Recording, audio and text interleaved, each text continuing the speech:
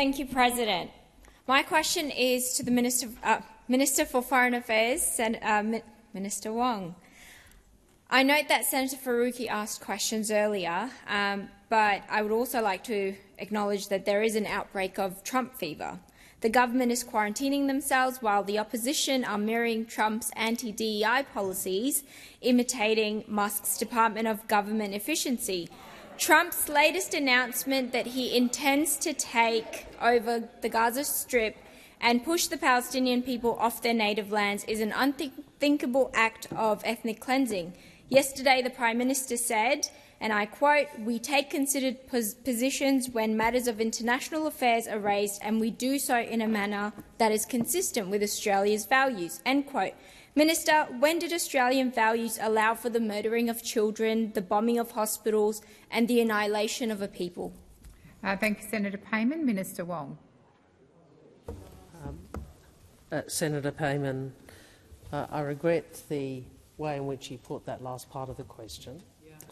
I've made clear, the Prime Minister has made clear, our position remains as it was yesterday morning, which is we support a two-state solution, a Palestinian state alongside the State of Israel, achieved in accordance with international law. I would say to you that a bipartisan commitment to two states is the only way to ensure self-determination for Palestinians, security for Israel and peace for all the peoples of the region.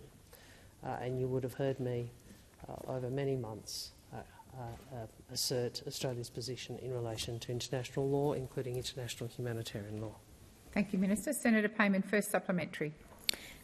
The Minister must admit how absurd Australia's position is, as the government claims to support a two-state solution but refuses to recognise Palestine.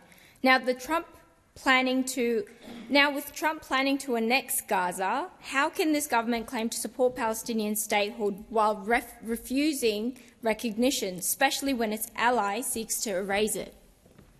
Thank you. Senator Payman. Minister Wong.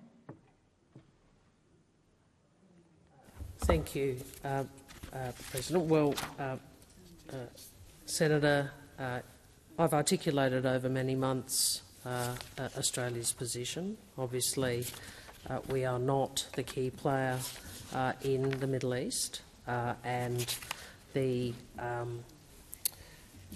future of the region is something ultimately which will need to be resolved by the countries of the region and the peoples of the region. In response to the various propositions which have been aired over the last 24 hours, I'd refer to my earlier answer to you and my answer to Senator Faruqi. Thank you, Minister. Senator Payman, second supplementary. Minister, we've heard those talking points before. Ultimately, as with all issues this government considers, it comes back to domestic politics. Leaving geopolitics aside, the Trump administration has shown it will impose tariffs on countries it believes have slighted the US. Will the minister admit their silence on Trump's recent actions stems from the bone-chilling fear that he will slap tariffs on Australian goods just months before an election? Thank you, Senator Payman. Minister Wong.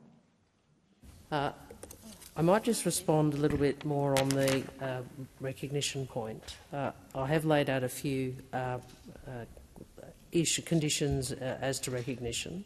That a future Palestinian state must not be in a position to threaten Israel's security. We see no role for Hamas in the future governance of Gaza or in the future Palestinian state, and no role for terrorists. We need a reformed Palestinian Minister Authority. Wong, please resume your seat. Senator Payman. Thank you, President. Minister, as the crossbench, we have very limited time, and obviously Senator I asked Payman, what is your point?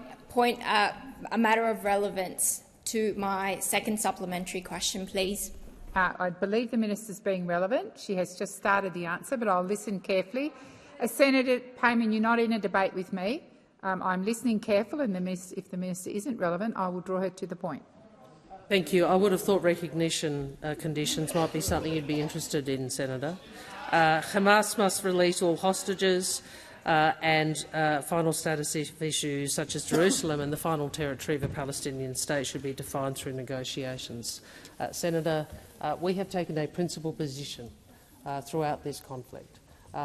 People in this chamber may not well, Senator, we have taken a principled position. People in this chamber may not agree with the position we have taken, but it is a position of principle and it is consistent.